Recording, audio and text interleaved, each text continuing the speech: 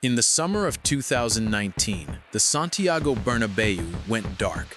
The legendary stadium, home to 14 Champions League trophies, the theater of Galacticos, the cathedral of European football, was wrapped in scaffolding and construction cranes. For the next 6 years, Real Madrid played their home matches in a building site. The noise of drills and concrete mixers became the soundtrack to their training sessions. The football world watched with a mixture of awe and skepticism. The project was budgeted at 1.3 billion euros. The timeline was aggressive. The ambition was, to many observers, borderline delusional. In 2023 and 24, the Bernabeu reopened, and the financial results that followed were not merely record-breaking. They were structurally unprecedented in the entire history of professional sport. In the 2023-24 season, Real Madrid became the first football club in history to generate over 1 billion euros in annual revenue. In 24-25, they did it again, this time reaching 1.185 billion euros, a 10% increase, a new world record. And no other club on the planet has come close to crossing that threshold even once. Today, we are going to forensically audit how they did it. Not the trophies, not the Galacticos, not the mythology. The balance sheet, the revenue architecture, and the capital deployment strategy that has permanently separated Real Madrid from every other institution in global football. I am your auditor. The boardroom is now open. Let the audit begin. To understand the magnitude of what Florentino Pérez engineered, we must first understand the fundamental problem he identified, a problem that, as this channel has previously audited, still cripples clubs like Manchester United and Atletico de Madrid today. The traditional football stadium is a catastrophically inefficient asset. A club invests hundreds of millions, sometimes billions, into a massive concrete structure in the center of a major city, and then they open the doors for business approximately 25 days per year. For the remaining 340 days, that structure sits dormant. It generates zero revenue. It accumulates maintenance costs. It depreciates. In strict financial terms, a traditional stadium is not an asset. It is a liability with a club badge painted on it. Real Madrid understood this structural flaw before almost any other institution in football, and Florentino Pérez, a construction engineer and infrastructure magnate by professional background, designed a solution with the precision of a corporate architect, not a football romantic. The renovation of the Bernabeu was not a vanity project. It was a calculated billion-euro capital reallocation, a deliberate transformation of a 25-day-per-year liability into a 365-day-per-year revenue machine. The numbers validate the strategy with absolute clarity. In 2023, the last full season before the renovated Bernabeu opened, Real Madrid's matchday revenue stood at approximately 122 million euros. In 2023-24, the first full season with the new infrastructure operational, matchday revenue doubled to 248 million euros. In 2024-25, it rose again to 280 million euros. In 2 years, matchday revenue increased by 158 million euros.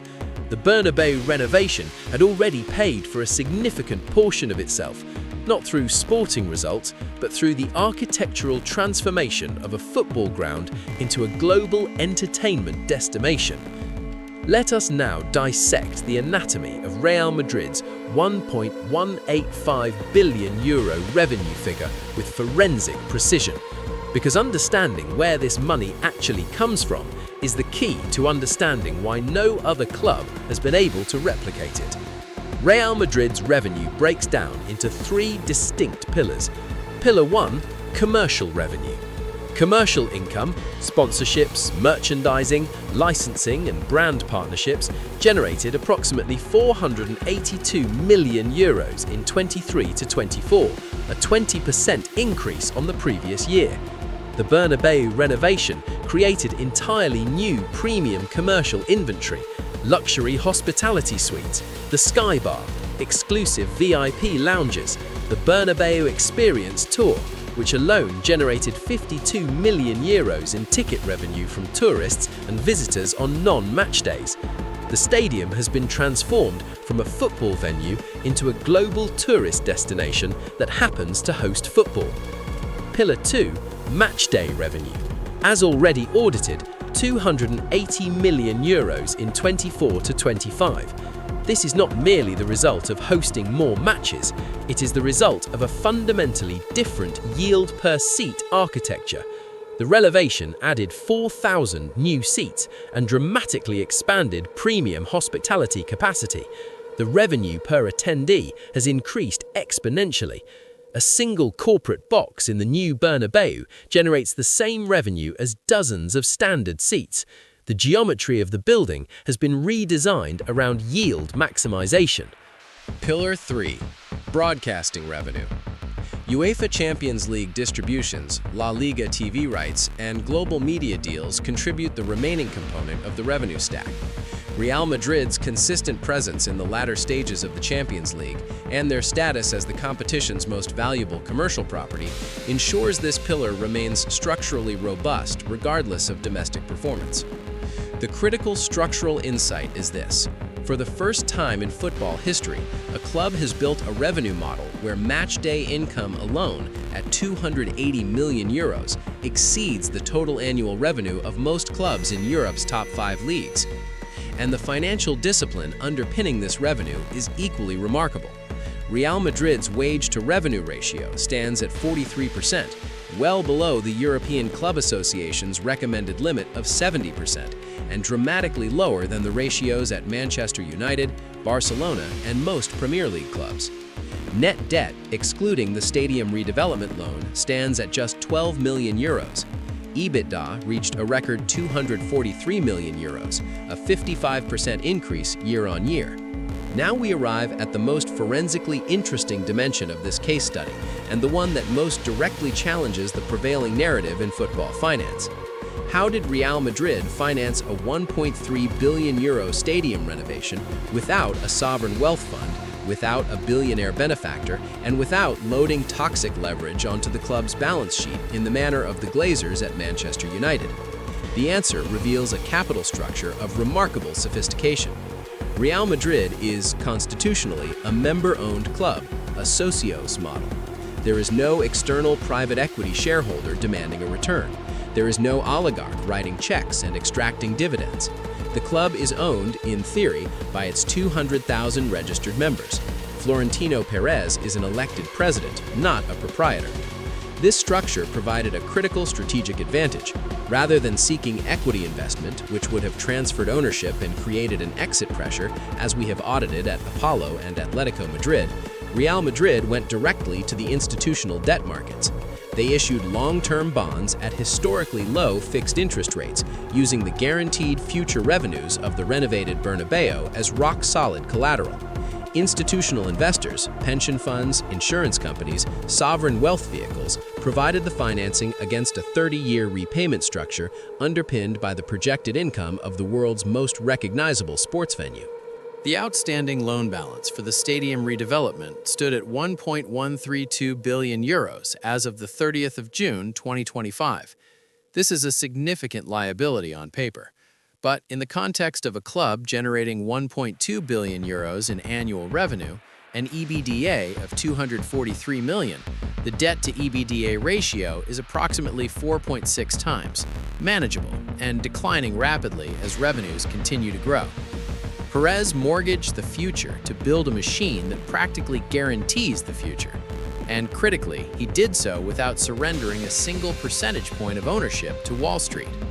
The final question for the forensic auditor is this: can any other club replicate this model? The uncomfortable answer is probably not, and the reasons are structural, not tactical. Real Madrid's revenue advantage is now self-reinforcing in a way that borders on monopolistic. With 1.2 billion euros in annual revenue and a projected 1.3 billion for 2025 to 26, they can outspend every competitor in the transfer market while maintaining financial ratios that would earn an investment-grade credit rating from any major ratings agency. Manchester City, currently the second highest revenue club in the world at 838 million euros, generates 350 million euros less per year. That gap compounds annually. Every season, Real Madrid widens the financial distance between themselves and the chasing pack. Old Trafford leaks rainwater onto the seats of Manchester United's paying customers. The Bernabeu has a 30-meter underground greenhouse to protect its pitch. That is not a metaphor, it is a capital allocation decision, and it was made 20 years ago. The clubs that failed to modernize their physical infrastructure in the 2000s and 10s are now discovering that the cost of catching up has risen to a level that is almost structurally impossible to finance. Manchester United's proposed new stadium is estimated at £2 billion. They are attempting to execute a Bernabéu-style transformation at twice the cost, with a fraction of the revenue, carrying the legacy debt of a leveraged buyout, and without the institutional debt market credibility that Florentino Pérez spent decades building.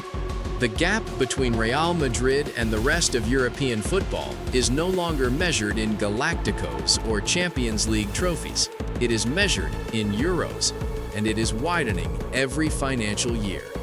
The final verdict is clear.